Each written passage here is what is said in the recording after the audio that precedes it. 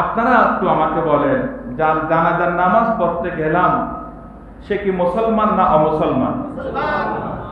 আপনারা কি হোসে বলতেছেন না জোশে বলতেছেন? হোসে জ্ঞানে বলেন, যার জানাজা পড়তে গেছি সে কি মুসলমান না অমুসলমান?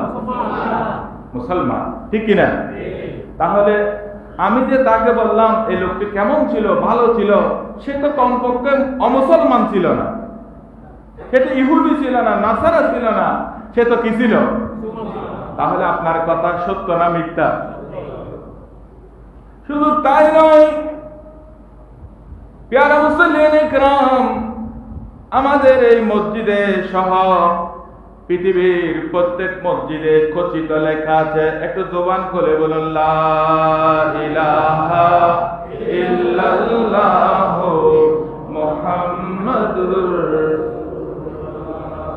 আছে না নাই? এই কলমাকে এক পাল্লায় রাখা হলে পৃথিবীর যত নেক কাজ ভালো কাজ আছে সবগুলো অন্য পাল্লায় রাখা হলে এই কলমার ওই পাল্লা কোটি কোটি গুণ বাড়ে হবে। সেজন্য তো কোরআনে কারীমে ইরশাদ করেছেন, ওয়ালি আবদুন মুমিনুন খায়রুম মিন মুশরিকিন। একজন কলমা পড়িয়ে সে কোনো উচ্চ বংশীয় নয়, কোন যশে খ্যাতি তার মুহাদ্দিস মুফতি মুফাসসির ইমাম খতিব নয়, শুধু কলমা পড়ছে মুখে, আল আবদুন, সেই সার জীবন গোটা গেছে আরেকজনের দাসত্বে, আরেকজনের কাজ করতে করতে বাসায় বাসায়। আপনারা একটু বলুন, কি মাইন্ড করবেন না যে দাসত্বের মধ্যে শৃঙ্খলে আছে, তার কি স্বাধীনতা আছে? তার গোলাম যেখানে বলতেছে সেখানে যেতে হচ্ছে, খিদে লাগছে তারপর ড্রাইভিং করতে হচ্ছে, কারণ অর্ডার হচ্ছে আমাকে ওই জায়গায় নিয়ে যাও, কিন্তু পেটে চাচ্ছে খানা, কিন্তু তাকে কি করতে হচ্ছে?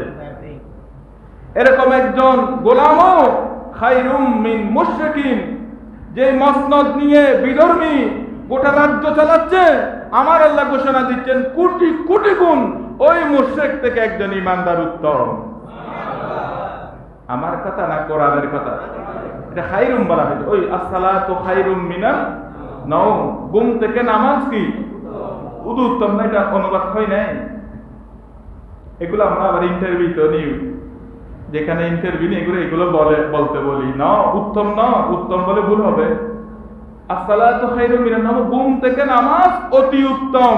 একটু বড় করে বলুন না সুবহানাল্লাহ। সাধারণ না, কি অতি উত্তম, তার থেকে আর কোনো উত্তম হতে পারে? জোরে জোরে বলে আল্লাহ